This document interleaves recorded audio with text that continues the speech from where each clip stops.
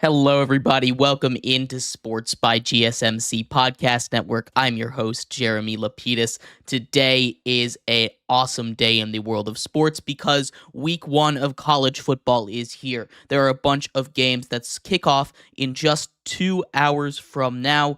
There's 3 big games today. All of them are at 8. We're going to go over the big 3 from Thursday before getting into some fantasy talk as we are ranking the top 24 quarterbacks for fantasy football this year. Also, updates from around the rest of the NFL. Jacoby Brissett has been named the starter in New England. We'll talk about that. And there's a bunch of major holdouts, 2 in San Francisco, 1 up in New York, and of course, 1 in Cincinnati. So we'll talk about all of that and more. But before we get into that, remember, if you would like to be an even bigger part of the show than you already are, all you need to do is go to gsmcpodcast.net. Or if you are on YouTube, you can use that super chat feature. If you do either of those 2 things, a message should pop up on the bottom of the screen for you, me, and everybody else around the world to see. If you do have a burning question about sports, anything at all that you would like to ask, go ahead and throw that in the comments, throw it in the chat. I will get to it as soon as I possibly can. I appreciate everybody so much for sticking around, talking some sports with me here on this college football kickoff Thursday. But like I was saying, we are going to start off with that college football kickoff talk. There are 3 big games that I wanted to talk about. And there's a lot more than 3 games going on today, but the 3 games that are getting the most amount of talk are between Coastal Carolina and Jacksonville State. That game has a 3.5-point spread in favor of Jacksonville State. We'll get to that one in a bit. Also, the North Dakota State University Bison taking on Coach Prime and the Colorado Buffaloes.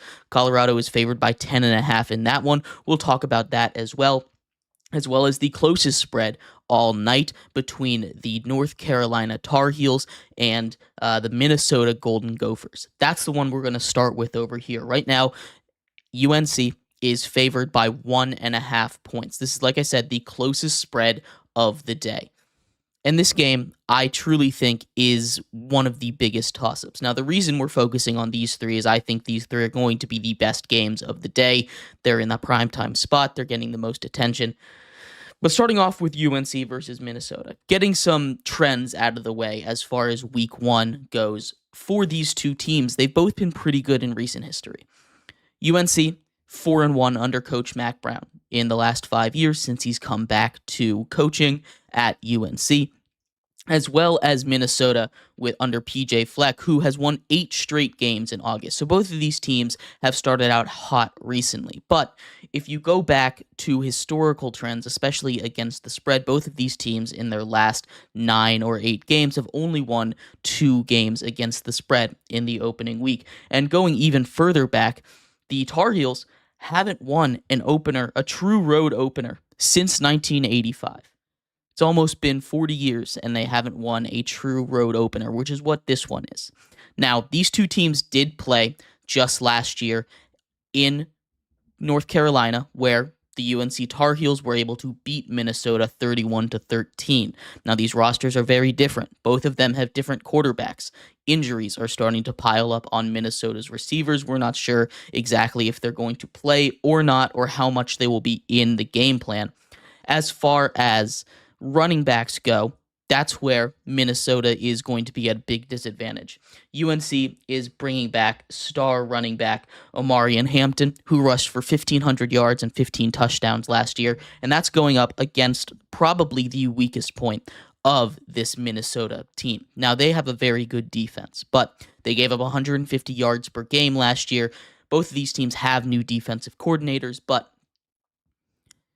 Minnesota is returning 8 starters, and returning 8 out of 11 starters on defense on a team that gave up 150 yards a game on the ground is not going to be good. The strength of this team usually is defense, but we'll have to see. Like I said, there are a lot of things in favor of both of these teams. We look at the quarterback situation. Both of them are getting new quarterbacks. UNC is bringing in a mix. They haven't named a QB1. They expect both of their quarterbacks to start. They combined for 4 interceptions and no touchdowns last year. Obviously, comparing that to Drake May, who's in the NFL now, who we'll get into later on in this show, is a little bit unfair to do. But that is where we're at. As for Minnesota, they bring in a transfer quarterback from New Hampshire. He comes in. He actually led the league in yards per game yesterday. Not yesterday, last season. In the entirety of the FCS. So that is a huge get for them. That offense should be better. The question is the run game for Carolina going to be able to carry them? Now, they did have a receiver in, Nate McCullum, who went off for 15 catches, school record, 165 yards and a touchdown last year against Minnesota. He's supposed to be playing again. I doubt he'll get 15 catches again, but all of that is a possibility. All of that being said, I'm leaning towards UNC in this one. I think really what this difference is going to be, both of these are relying on transfer portal. They both had a lot of roster turnover. The defense, I think, for Minnesota is better.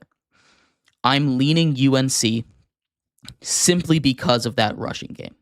Having Hampton being able to go up against a team whose defense was really not that good should take up a lot of stress off of these new starting quarterbacks, regardless of which one is in the game. Now, having two quarterbacks definitely does scare me, but I'm leaning towards UNC. I think 1.5 is about right. I think if we're taking money line, I'm taking UNC. I think I might even take Minnesota on the spread. I think this might end up being a 1-point game. Moving on to game number 2 that I wanted to cover, and this one is going to be a lot of fun. We had the North Dakota State University Bison taking on the Colorado Buffaloes. Battle of the Buffaloes here. These are two teams that are very different in the public eye. Colorado, obviously, they bring in Coach Prime. He turns that program into a superstar program, attracts plenty of really, really talented transfers. His name value, the brand value for that team, for that school, for that university, has never really been higher as far as the Colorado Buffaloes football team goes. When we look at the other side, NDSU is a stalwart, a dynasty. They've won 9 out of the last 12 FCS national championships. They have been one of the most consistent teams in all of college football, their consistency rivaling some of the Alabama dynasties that we had back in the day. It's crazy to look at how good they are. Now, they didn't win last year. That victory goes to South Dakota State, but this is still a really good team. They are built on running the football, grinding you down, keeping possession, and their defense as well. Now, the weakness for Colorado last year was the offensive line. They went out and fixed that. I think what this game is going to come down to is whether or not Colorado can force NDSU out of possession, because they are going to run the clock. They're going to juice the clock. Colorado is going to beat them with explosive plays. They have explosive players that I think on the outside, in the passing game specifically, NDSU just can't cover. I think this is a game that this is going to come down to NDSU in the trenches. Is their dominant run game going to go up against a basically brand new front seven for Colorado? How that is going to fare for them. The spread is 10.5 in this one, and honestly, I think that's way too high. If you go all the way back to 2009, since then, every single week 1, an FCS school has beaten an FBS school. And this is one of these games that is primed for an upset. I think I am going to take the Bison in this one. This is one that I've been going back and forth on. I know the star power and the big playability for Colorado is one that I think could bite me in the butt on this one. But NDSU is just going to play fundamental football, hold on to the ball. I could see them having the football for 45 minutes of this game, and that's how they're going to win. They're just going to run them down, make sure they don't have time, make a couple of key stops on defense. It's going to be a run and grind game. Now, that doesn't mean the under's going to hit, because both of these teams have very good offenses. Like I said, super high-powered offense out of Colorado. But this is a tough matchup for them, and I definitely think plus 10.5 is the way to go. And finally, the last game that I wanted to touch on between Sunbelt's Coastal Carolina and Jackson State University. Jackson State is in the midst of their transition period. They still, unfortunately, are not qualified for a bowl game or the playoffs, which is dumb. Everyone knows it's dumb. It really got brought into the spotlight last year with JMU when they were ranked in the top 25 and weren't able to get anywhere. It's still a dumb rule. Hopefully, something like that changes. They're in their second year of transition, so next year they'll be able to get all of these perks, transition, make the playoffs, and compete for that group of 5 spot. This is going to be a really good game. Right now, Jackson State is favored by 3.5 points. I think this is going to be one of those that's going to be tight. Both of these teams were hit hard in the transfer portal. Coastal Carolina lost Grayson McCall to NC State. Obviously, Grayson McCall has been there for as long as I can remember, honestly. He feels like he's been in college football for almost 10 years, but he starting really.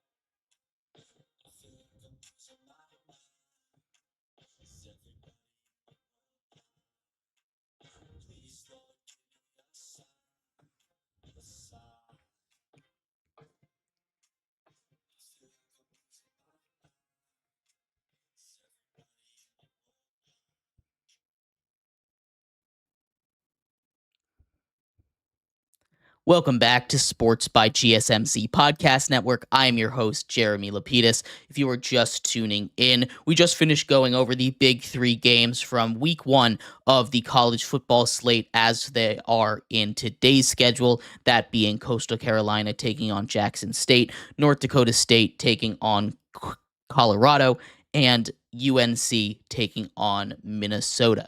In this segment here, we are going to talk a little bit about fantasy football. We did our wide receiver and our running back predictions / rankings, I'll say, on the earlier parts of this week. Today, we take a look at the quarterback position, a position that there's a lot of different ways to draft them. Now, I have a 1 through 24 list here for you, but before we get into that, remember, if you would like to be an even bigger part of the show than you already are, all you need to do is go to gsmcpodcast.net. Or if you are on YouTube, you can use that super chat feature. If you do either of those two things, a message should pop up on the bottom of the screen for you, me, and everybody else around the world to see. If you do have a burning question about sports, anything at all that you would like to ask, go and throw that in the comments, throw it in the chat. I will get to it as soon as I possibly can. I appreciate everybody so much for sticking around, talking some sports with me here on a beautiful Thursday afternoon.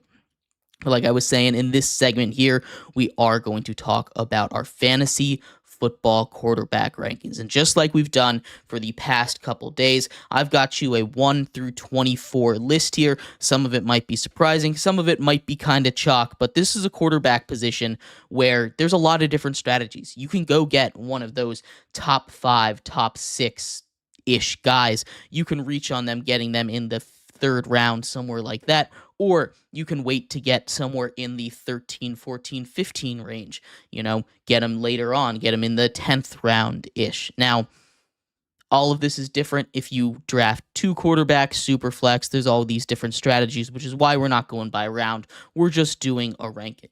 So without further ado, my number 1 quarterback is Josh Allen. He was the number 1 quarterback last year, and you'll see a trend with these guys that are at the top. It's not everyone, but just about everyone at the top has that rushing upside.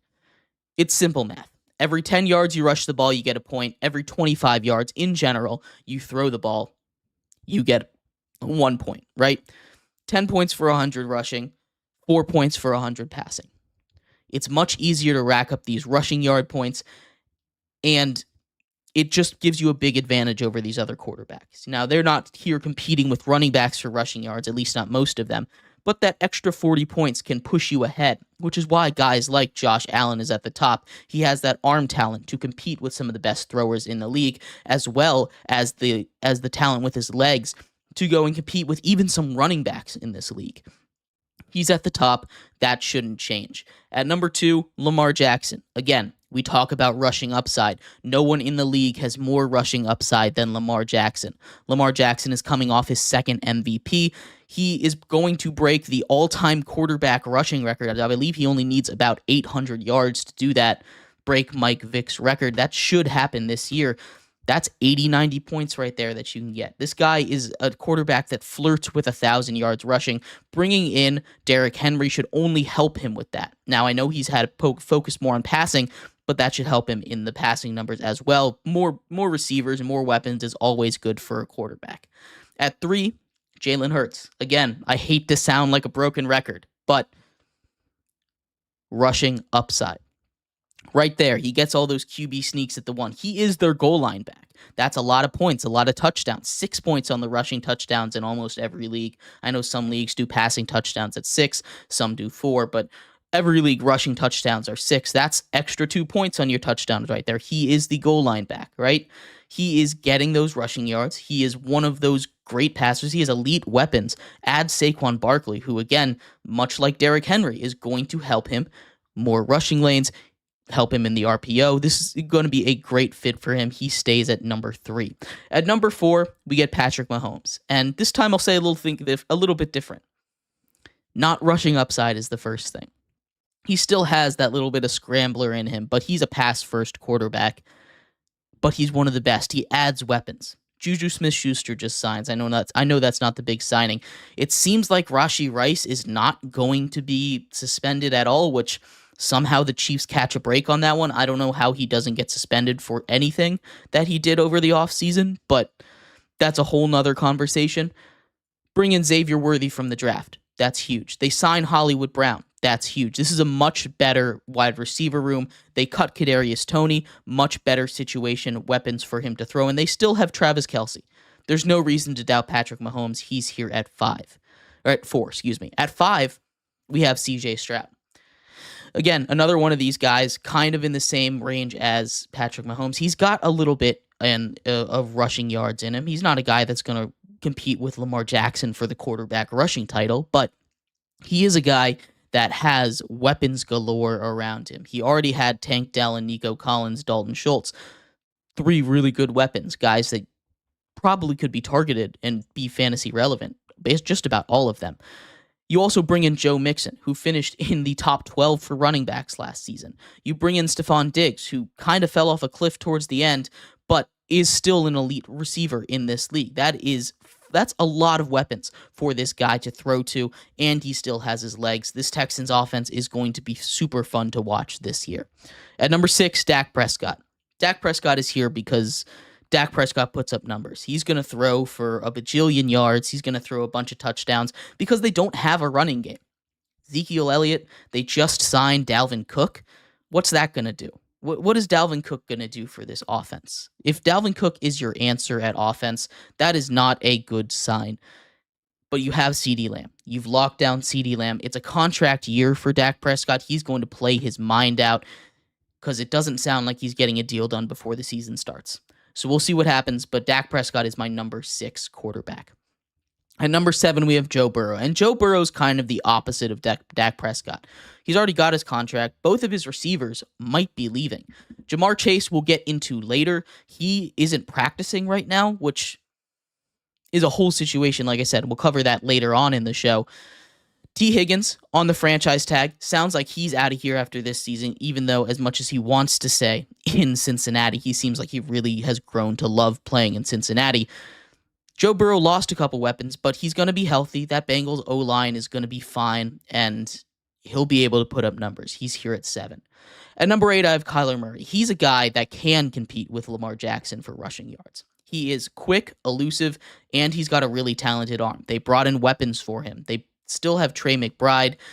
Greg Dortch is kind of a super late round guy that might be worth a pickup in some deeper leagues. You have Marvin Harrison Jr., of course, who I think is going to explode onto the scene. 1,400 yards, 1,500 yards absolutely is possible for him. They should feed him as much as humanly possible. This is a good offense with Kyler Murray running it. He's here at 8. At number 9, Anthony Richardson, another one of those question mark quarterbacks. He could be as high. I've seen him ranked as high as number 1, which number 1 for Anthony Richardson is kind of ridiculous. But he gets a lot of comps to Josh Allen, Cam Newton. You see it, I see it. There's a reason he gets these comps. He's a freak athlete. He's got a great arm. If he can stay accurate and put it all together this season, there's no reason to believe that Anthony Richardson doesn't finish as a top 10 quarterback. At number 10, rounding out that top 10, is Jordan Love. Jordan Love earned himself a $55 million extension with his performance down the stretch. It took him a little bit to get used to NFL defenses, the speed of play, but he figured it out. He took the Packers on a run, won a playoff game. Packers are going to be good. It's a really young, deep receiving core in Green Bay. It goes about 6 deep for them. Jordan Love should be able to find them. They lose Aaron Jones, which I think is a loss in the passing game, but I do love what Jordan Love does for these Packers and for fantasy. At number 11, Jaden Daniels. Rookie, the first rookie on the board here, and a lot of you might be surprised by that. Why not Caleb Williams here? Say it with me. It's 2 words. It's rushing upside. That's all it is. Jaden Daniels is a guy that has the ability to, again, compete with Lamar Jackson for that quarterback rushing title, as I'm calling it. He's a guy that has the arm talent. You see, if you've watched him play in college, he can take a hit or two, which is the big thing that people are worried about with injuries. But as long as he stays healthy, which is what all these predictions are assuming, Jaden Daniels should be a top 12 quarterback, a QB1 for fantasy purposes. And rounding out that QB1 group, I have Aaron Rodgers. I've heard a lot of doubt thrown on Aaron Rodgers this offseason, and I really don't get it. I've heard people say he's washed. The last time we saw Aaron Rodgers play, he was playing at an MVP level. Now, I know he's been up in controversy for everything he does off the field, but we're looking at his on-the-field play. And the last time we saw him play, last time we actually saw him play, he was at an MVP level in Green Bay. He played 4 snaps last season, and people think he's done. He's washed. He's a guy that's won 4 MVPs in his career. There's no reason to believe, with everything we've seen out of him, that he isn't going to be able to do what he does. He isn't a guy that relies on his mobility too much. Now, he is elusive in the pocket. He's really good at that pocket movement, but so is Tom Brady, right? You don't look at Tom Brady and say, oh, he couldn't have come back from his injury. Now, his injury happened when he was a lot younger, and I'm well aware of that. But Aaron Rodgers, I feel like, is getting unnecessary hate for his ability on the football field. But anyway, let me know what you think.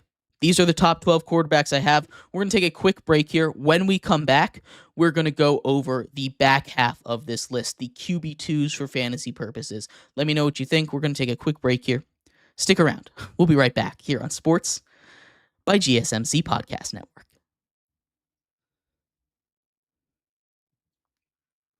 Looking for your daily fix of sports talk without having to pay for it? GSMC Sports Network is available on YouTube.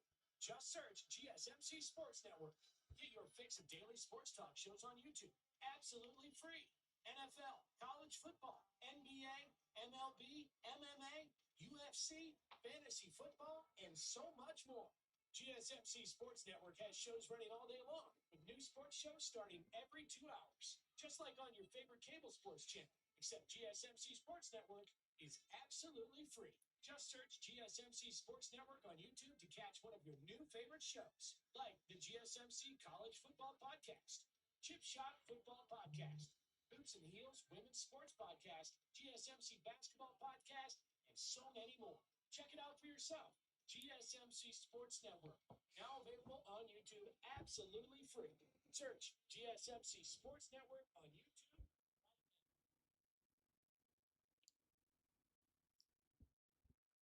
Welcome back to Sports by GSMC Podcast Network. I'm your host, Jeremy Lapidus.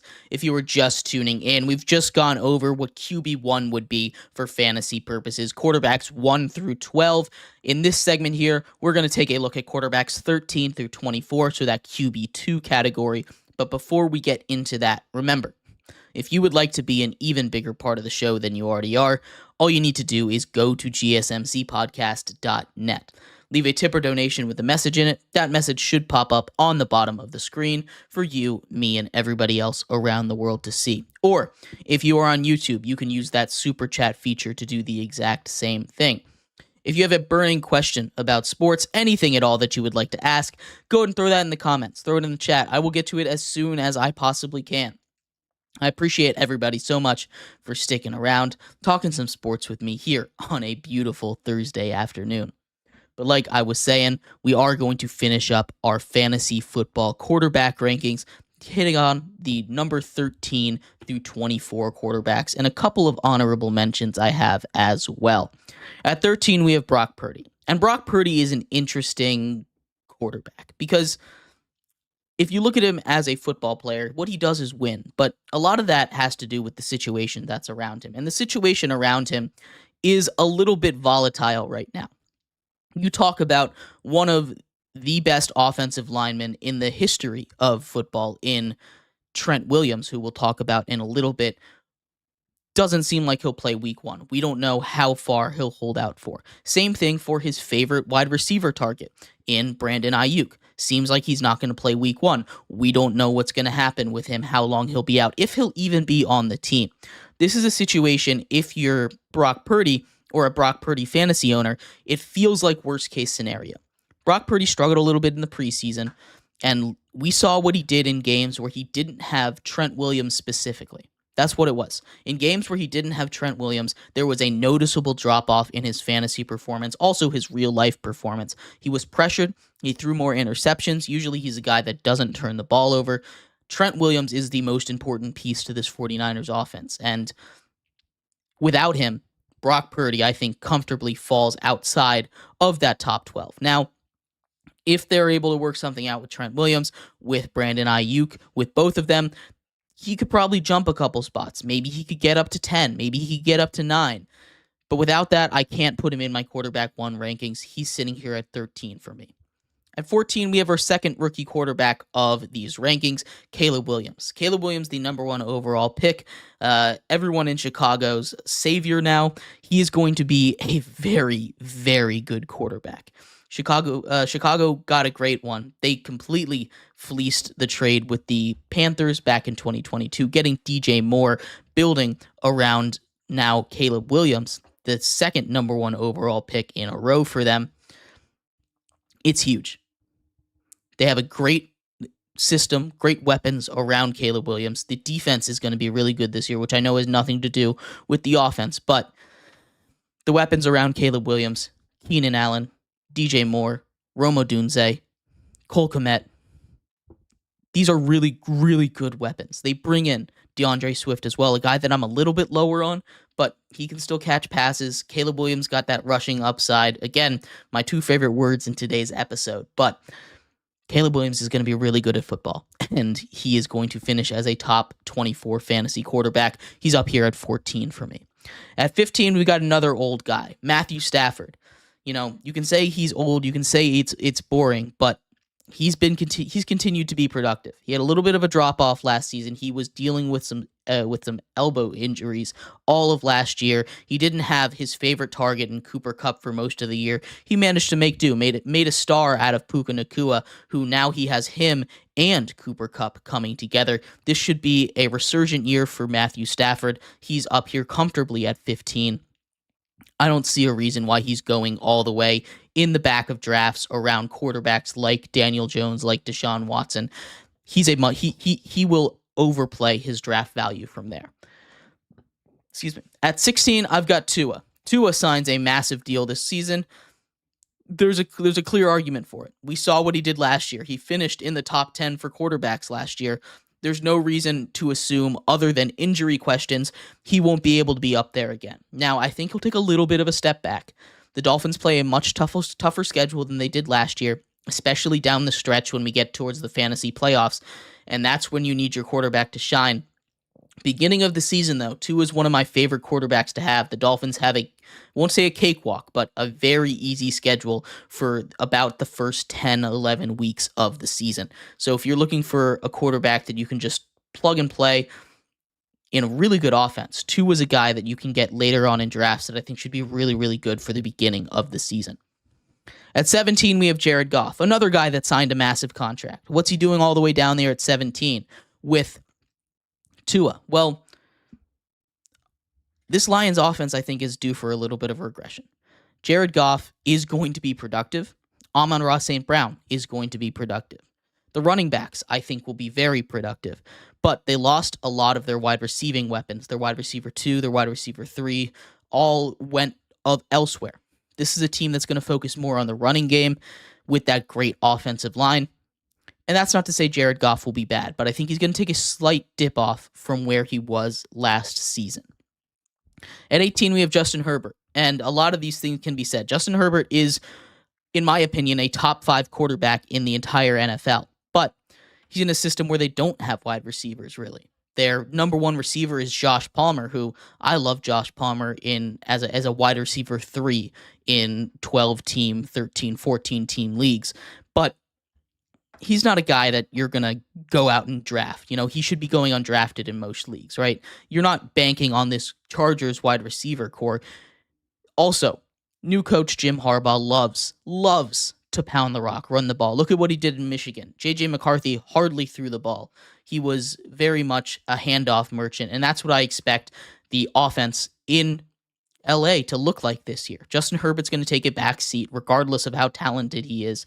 He's going to come in when they need him to come in. He's going to be really good when they need him to be really good, but he's not going to be the focal point. He's not going to be throwing for 400 yards a game. He falls to number 18. At 19, we have Kirk Cousins. We're getting to this boring quarterback range. Your Jared Goffs, your Matthew Staffords, your Kirk Cousins. These guys that are just going to game in, game out, get you 20, 21 points. Maybe they could explode, give you a 3-touchdown week or something, but they're going to be solid. They're going to be guys that you can feel comfortable plugging and playing, especially against really good matchups. Kirk Cousins fits very neatly into that group in a good offense filled with weapons in Atlanta. Kirk Cousins is my 19th quarterback. At 20, Trevor Lawrence. Trevor Lawrence is up and down. He has weeks where he'll give you 40 points, but he also has weeks where he'll give you 10. That's why he's all the way down here at 20. Maybe his total points will rise a little bit higher than this 20th overall rank, but when you get into a week-by-week basis, he's a guy that is going to be pretty matchup dependent, especially with the weapons that he has. At 21 is Baker Mayfield. Baker Mayfield also up and down, but his up and down is more season by season rather than game by game. He has really good weapons down there. He had a really good season last year, which is why I'm a little more cautious to draft him. He should be healthy, which is why in his previous bad seasons he was not very good. But I'm a little wary of him still. He needs to earn my trust before I rise him up this list. At 22 is Geno Smith. And honestly, if we're ranking quarterbacks, this is way low for Geno Smith. Geno Smith is a top 15 quarterback in this league this year. But as far as fantasy goes, he's not going to give you those monster weeks. They have great offensive weapons in the run game. Kenny Walker is one of my favorites, but it's not going to be a super explosive offense.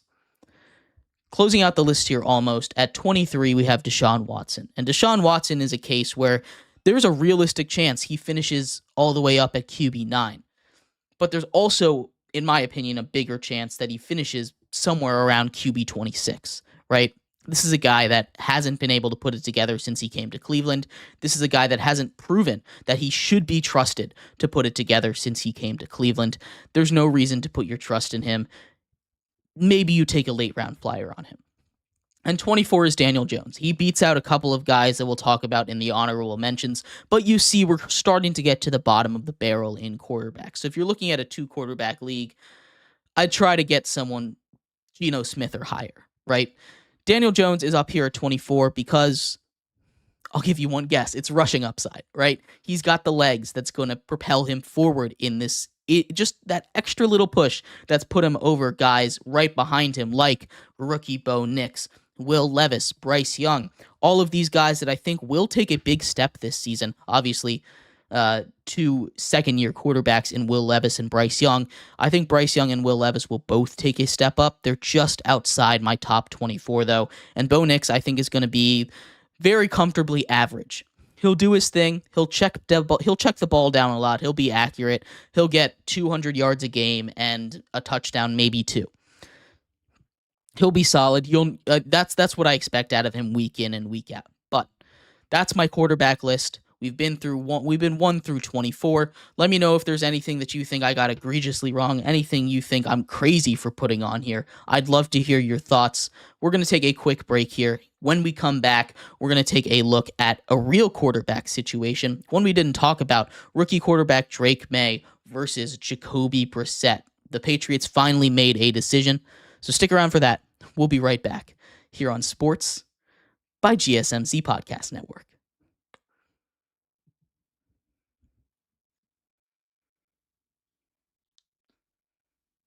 For the best and latest podcasts available anywhere, go to the podcast app on your cell phone and type in GSMC to access free content-rich podcasts on health and wellness, book reviews, sports, entertainment, relationships, social media, movies, technology, finance, and even weird news. Subscribe and download the GSMC Podcast Network's family of shows, available everywhere podcasts are found.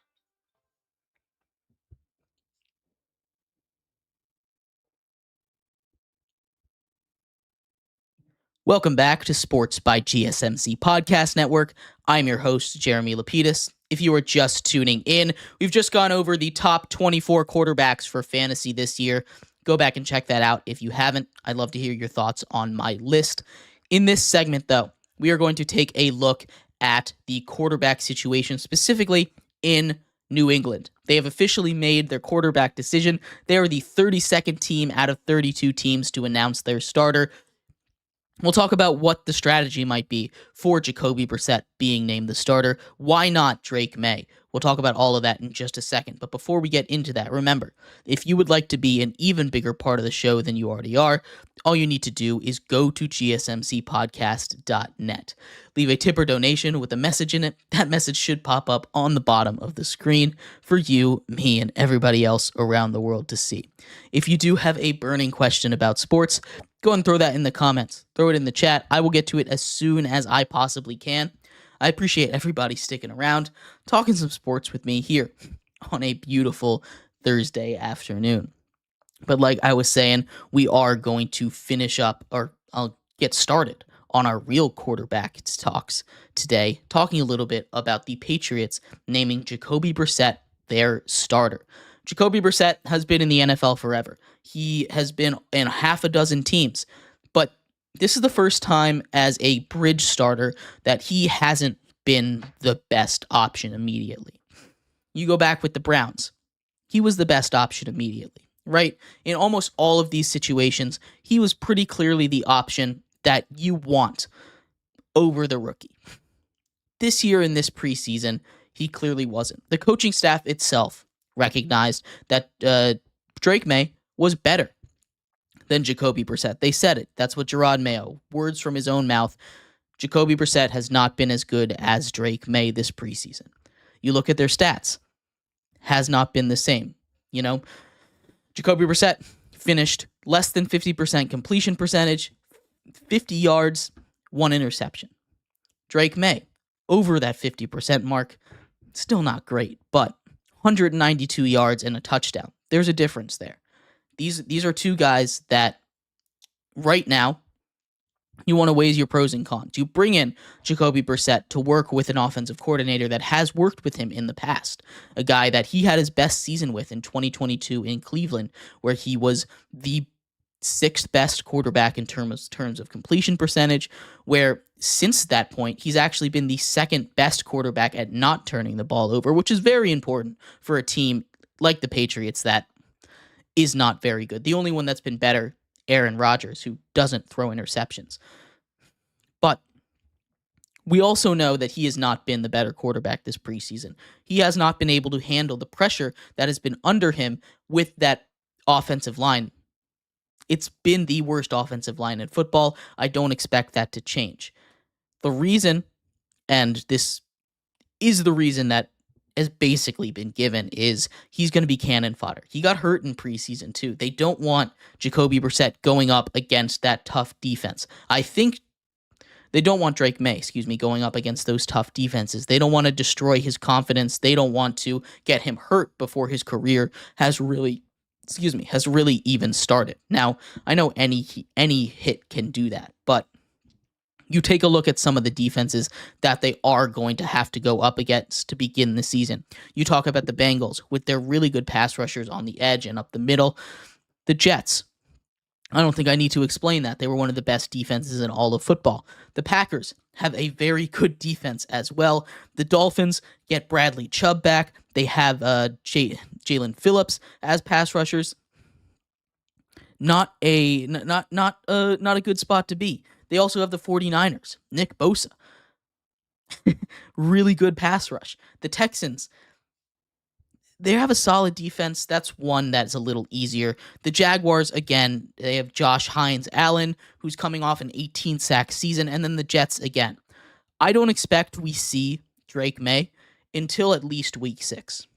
My best guess of when he comes in, I'm going to say week 9 against the Titans, maybe even as far as week 11. But at that point, it's just preservation. Jacoby Brissett is not starting this whole season unless he turns into a great quarterback out of nowhere, is able to win a bunch of games. I don't see that happening with this New England team. This is a New England team that is going to struggle. They play a really tough schedule at the beginning. Like I said, those defenses are no jokes. The Seahawks themselves, they get in week 2. They've retooled that front four. That's going to be not easy to go up against. They're just kind of throwing Jacoby out there to be cannon fodder, which isn't a really great thing for him. But that's his job as the bridge quarterback, to get Drake May ready, to get Drake May prepared for what's going to come. Show him how to be that NFL quarterback. Maybe he keeps that job himself. Now, Gerard Mayo didn't commit to any kind of switch. He said, I'm not going to put a time on it. I'm not going to say, he's going to come in after X amount of weeks, because that's just not how you run a football team. He said, we're gonna ride Jacoby until we can't ride Jacoby anymore, and we hope that he starts the whole season, which is what you're supposed to say. There's no way they plan for him to start the whole season. We're going to get clamorings for Drake May probably as early as week 4. Maybe even earlier than that. I bet you people in New England are already asking for him to start, and he hasn't even started a game. We will see what ends up happening. I think this was the right decision. Drake May, for as much as he was better than Jacoby Brissett in the preseason, he wasn't leagues better where you say, all right, you're ready, we're going to throw you in. A little more time in the oven, I think, is good for a guy like Drake May. Watch the film, watch how Jacoby Brissett diagnoses defenses. He did a lot of things good. His pocket movement is really important. That's going to be the most important thing to keep up behind a bad offensive line. I believe he can do it. I believe he's going to be able to turn this to become a great quarterback in New England. It's just not going to be at the start of this season. This was the right decision by the Patriots. But anyway, let me know what you think. We're going to take a quick break here, and when we come back, we're going to talk all about the NFL holdouts. There are 4 NFL holdouts that I want to talk about, 2 in San Francisco, 1 in New York, and 1 in Cincinnati. We'll update you on where all of those stands and what I expect to happen for week 1 and the rest of the NFL season for those 4 guys. So stick around for that. We'll be right back here on Sports by GSMC Podcast Network.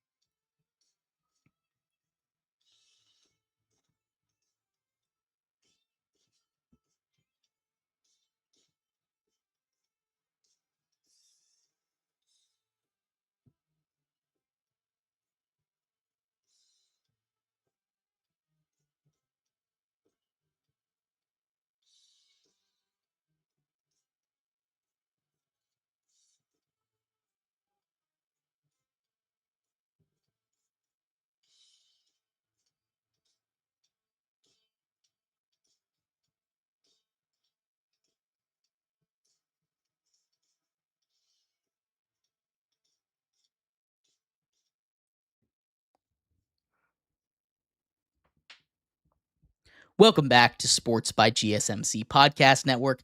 I'm your host, Jeremy Lapidus. If you were just tuning in, we just went over the Patriots and how they have named Jacoby Brissett their starter for Week 1, the last of all 32 NFL teams to go ahead and make that decision.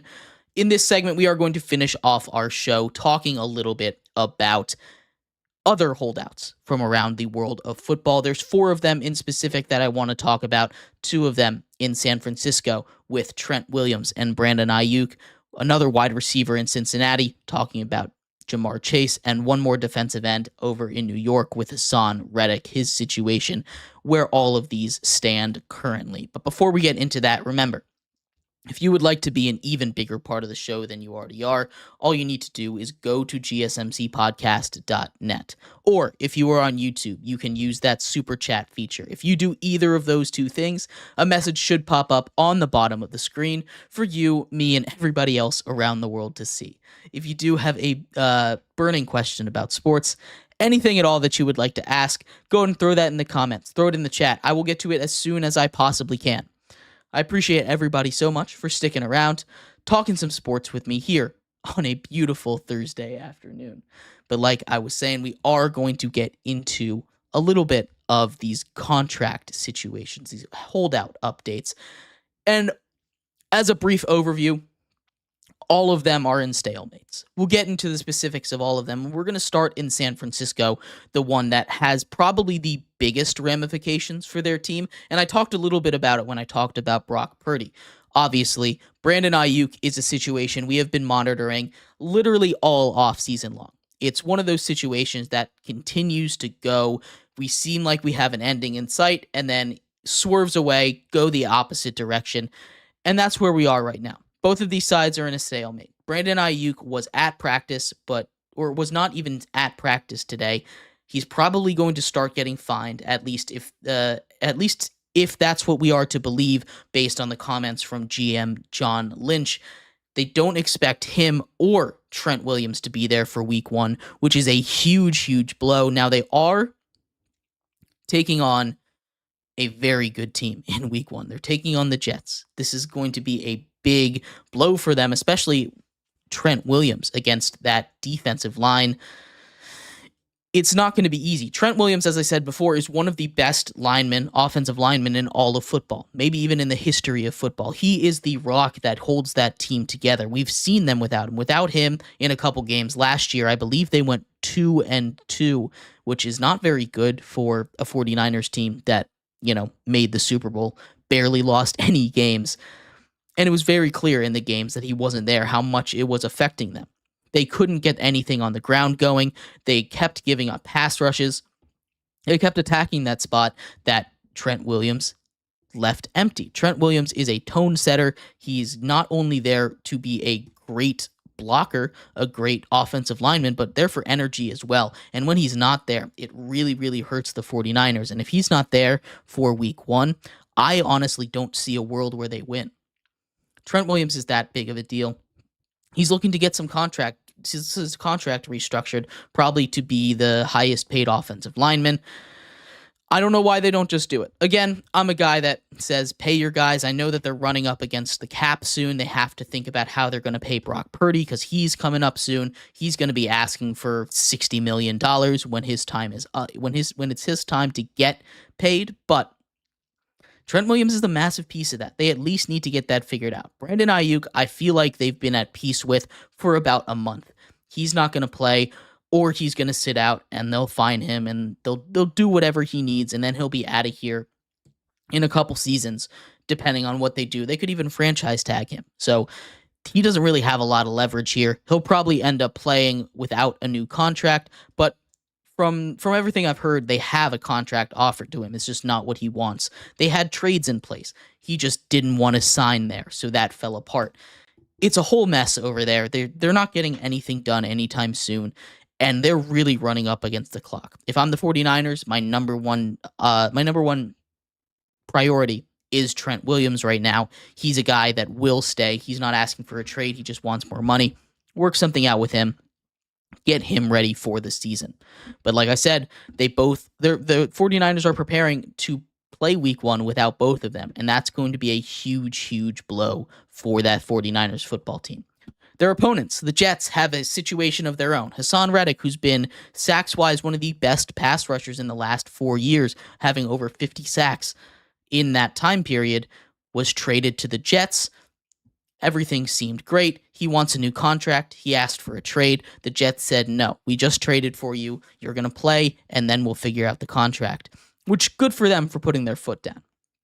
He asked for a trade. He still hasn't shown up to training camp, hasn't practiced, hasn't done anything. He was going to be the piece that really puts this Jets defense to that elite level. They have a very good defense, some of the best secondaries, one of the best secondaries in the league, one of the best linebacker cores in the league, one of the best interior pass rushes, one of the best interior lines in the league. They're just missing a little bit of pass rushing from the edge, and he was going to fix that. Now he's not there. That doesn't really affect the Jets as much as it would another team. He doesn't have as much power as he thinks he does in this situation. They're at a stalemate there. He still hasn't showed up. And another one that's more interesting, one that seemed like they were finally going to get it figured out, and one that's fantasy relevant, or maybe a little more fantasy relevant than Brandon Ayuk, is Ja'Marr Chase. Ja'Marr Chase and the Cincinnati Bengals are in an interesting spot. He came in and he practiced once. Then Zach Taylor comes out and says, we expect him to play week 1. He should be there and ready to go. Then he shows up the next day after those comments, 12 minutes late, in street clothes, doesn't practice. Today, he shows up, doesn't practice. They're back to square one. It seemed like things were going good, and then Zach Taylor said that, and the Ja'Marr Chase team was not very happy. Ja'Marr Chase wants his money. He is in his third year coming out of college. Joe Burrow got paid in his third year. Jalen Waddle got paid in his third year. The Bengals have a history of being a little more cheap with receivers. But if you're going to pay him anyway, why not pay him now? You could have saved millions of dollars by paying him a little while ago. But instead, you let it get to the point where he might not even play week 1. Ja'Marr Chase is a guy that I legitimately think could miss a whole season. He did this in college. He sat out a whole year in college, and he still got drafted with the 5th overall pick. Ja'Marr Chase is a guy that we've seen will sit out a season and did not have that negative repercussions like Le'Veon Bell did, not being the same. If there is any one person in the entire NFL that I think would legitimately sit out a season because he didn't get paid, it's Ja'Marr Chase. There is no reason for him in the past. Again, it worked for him. There's no reason for him to play on no contract. It only hurts the Bengals. The Bengals basically have verbally committed to paying him. They're just waiting. And that price tag is only going to go up. He's next in line. He wants his contract. He wants to be up there with with Justin Jefferson, with CeeDee Lamb, who both got massive contracts, with Amon-Ra, who got paid over $30 million, A.J. Brown, these guys. The Bengals should just pay him. They really should. They need him out there on the field. This is not a team that is going to compete for a Super Bowl without Ja'Marr Chase. His effect on the field is huge. They need him out there. Joe Burrow, the second he got there, turned into the quarterback he is today. And I know there's a lot of outside factors there, like the offensive line got better, but they picked him over Penei Sewell, who just got paid as well. So people in his draft class are starting to get paid. It's about time that they pay Ja'Marr Chase anyway. But let me know what you think. All of these are in a stalemate, and I think the Trent Williams one will get figured out. I think at some point, Brandon Ayuk's will get figured out. Whether or not he's on the 49ers is just up in the air at this point. Hassan Reddick, maybe he sits out a year. Ja'Marr Chase, I think there's a real issue, a real chance that he sits out an extended period of time to get that contract. So we'll see what happens. I will keep you updated on everything that's going on with these holdouts, with the world of the NFL. College football happens today. Tomorrow we'll be back with all of the big stuff that happened in it, some upsets, some craziness, including the 3 games that we went over today. We'll also have MLB Power Rankings tomorrow, and we'll finish up our fantasy rankings going over the tight end position tomorrow as well. So thank you, everybody, so much for tuning in to today's episode of Sports by GSMC Podcast Network. I've been your host, Jeremy Lapidus. I appreciate you all sticking around, tuning in, watching some sport, talking some sports with me today. I'll be back same time, same place tomorrow. You all have a good one. Bye-bye.